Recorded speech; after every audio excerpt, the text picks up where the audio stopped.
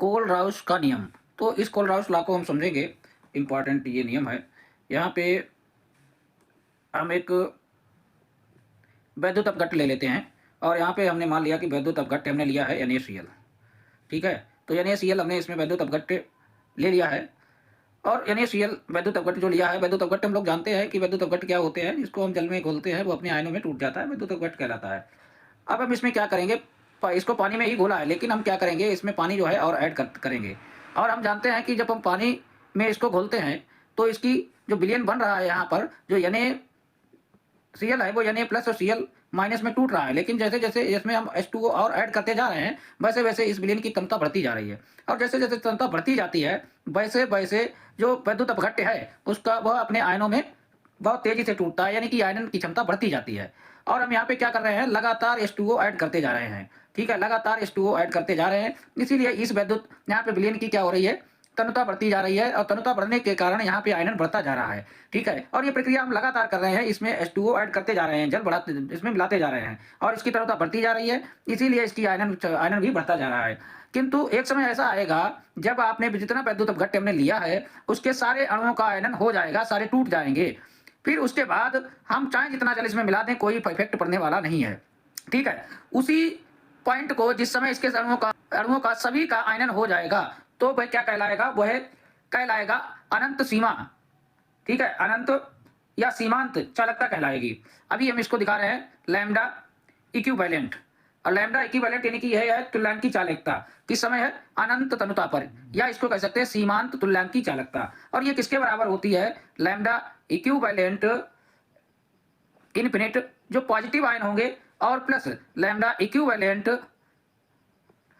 Equivalent जो negative ion होंगे, जो प्लस माइनस यहाँ पे जो दोनों आयन हैं इसके योग के बराबर होगी क्या, सीमांत तुल्यांकी चालकता, या हम इसको कह सकते हैं अनंत तुल्यांकी चालकता, इन्फिनिट तुल्यांकी चालकता। ठीक है, इन दोनों के पॉजिटिव और नेगेटिव आयनों के योग के बराबर होगी। ये किसने कहा है, ये कोलराउस नियम के अनुसार बताया गया। तो इस बात को हम यहाँ पे नोट कर लेते हैं, अनंत तनुता पर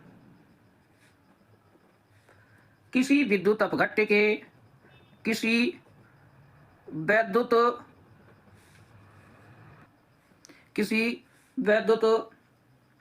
अपघट्ट के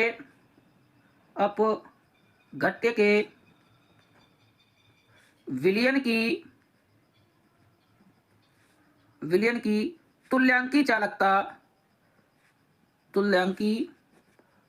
चालकता या सीमांत तुल्यांकी चालकता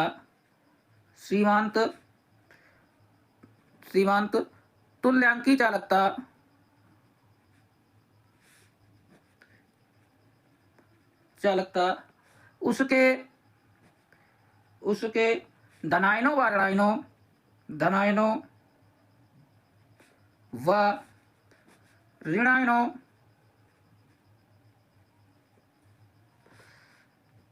की तुल्यांकी चालकताओं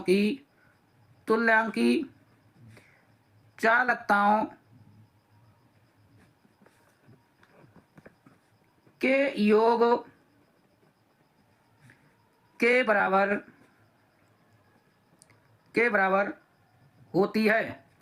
और यही बात हम यहाँ पे उठा के नीचे लिख देंगे, क्या, लैम्डा इन्फिनिटिव इक्विवेलेंट किसके बराबर होती है, लैम्डा इक्विवेलेंट पॉजिटिव इन्फिनिट का चिन्ह बना दें और यहाँ पे लैम्डा इक्विवेलेंट इन्फिनिट निगेटिव का चिन्ह बना दें। तो ये आयन जो है पॉजिटिव और नेगेटिव, इनके दोनों के योग के बराबर होती है क्या, तुल्यांकी चालकता। यहीं पे हम तुल्यांकी चालकता के बाद अगर हम ये भी कह सकते हैं मोलर चालकता, ये किसके बराबर होगी, तो यहाँ पे लैम्डा यम इक्विवेलेंट सीमांत मोलर चालकता इसे कहेंगे, किसके बराबर होगी, जो n पॉजिटिव यानी कि जो पॉजिटिव आयन है, ठीक है, उनकी मोलर चालकता और जो निगेटिव आयन है उनकी मोलर चालकताओं के योग के बराबर होती है सीमांत मोलर चालकता। ठीक है, तो इसको हम समझ गए। तो हम यहाँ पे लिख देंगे, क्या लिखेंगे, अनंत तनुता पर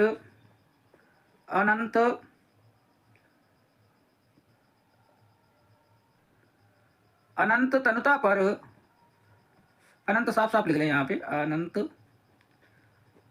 तनुता पर किसी विद्युत अपघट्य के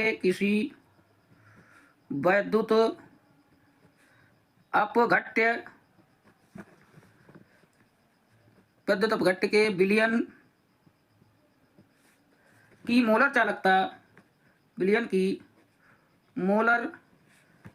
चालकता या सीमांत मोलर चालकता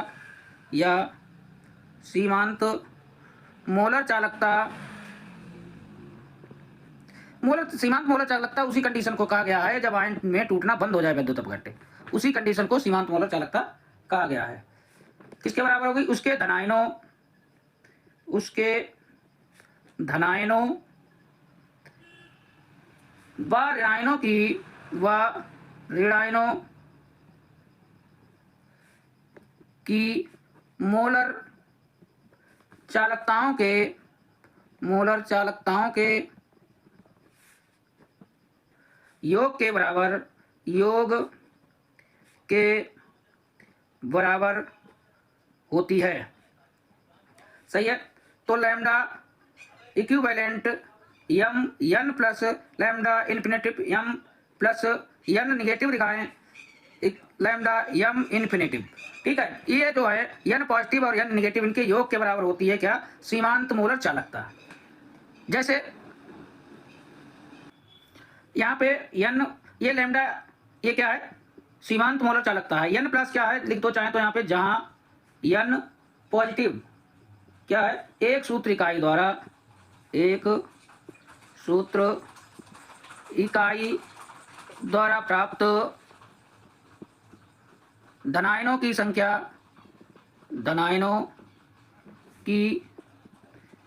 है।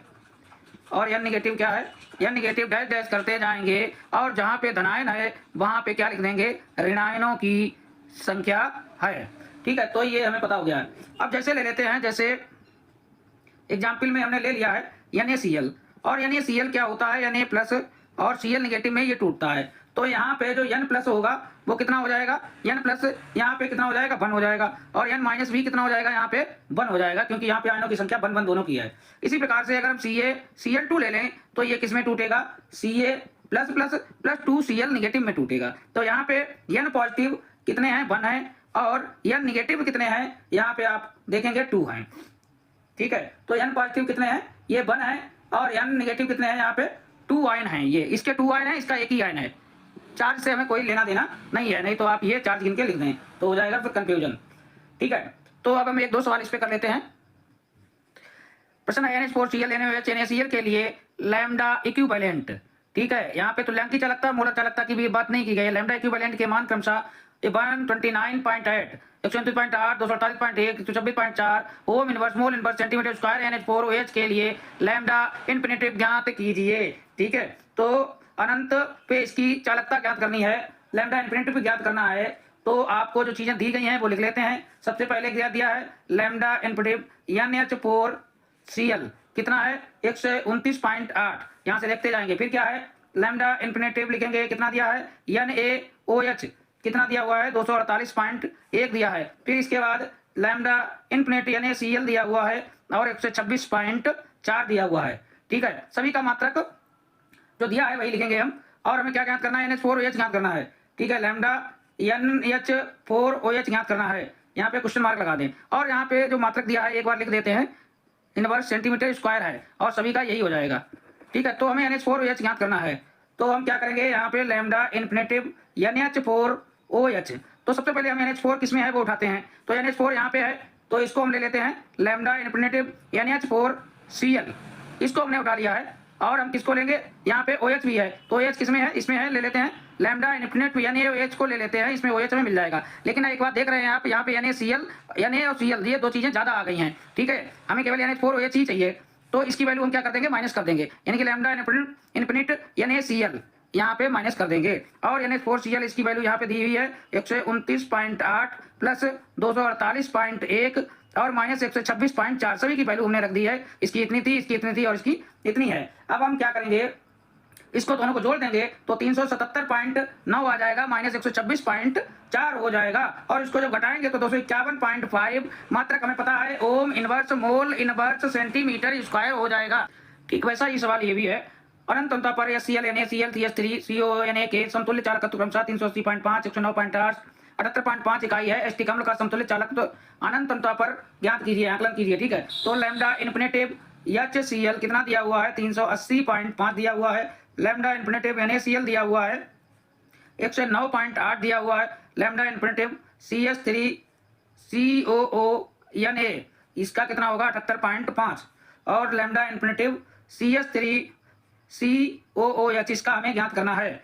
ठीक है, तो हम देख लेते हैं लैम्डा इन्फिनिटिव CH3 COOH। तो सबसे पहले CH3 देखते हैं कहाँ है। CH3 ये दिखाई दे गया है, तो इसी को रख लेते हैं उठा के CH3 COONa। अब देखिए हमें क्या चाहिए, COO अभी यहाँ से हमें मिल गया है, और क्या चाहिए H किस में मिलेगा, H मिलेगा इसमें से, प्लस लैम्डा इन्फिनिटिव HCl। ठीक है, अब देखिए हमें क्या क्या चाहिए था, CH3 चाहिए था, COO चाहिए था और H चाहिए था। अब NaCl जो है फालतू आ गया है, तो इसको हम क्या करते हैं, लैम्डा इन्फिनिटिव NaCl को माइनस कर देते हैं, सभी की वैल्यू रख देंगे। इसकी वैल्यू 77.5 है, प्लस HCl की वैल्यू 380.5 है, माइनस NaCl की वैल्यू 109.8 है। इसको जोड़ देंगे तो 459.0 आ जाएगा, माइनस 109.8 है। इसको घटाएंगे तो 349.2 इकाई मात्रक दिया नहीं था, तो हम इतना लिख देंगे, इकाई ही दिया था यहाँ पे, तो हमने इकाई ही रख दिया है।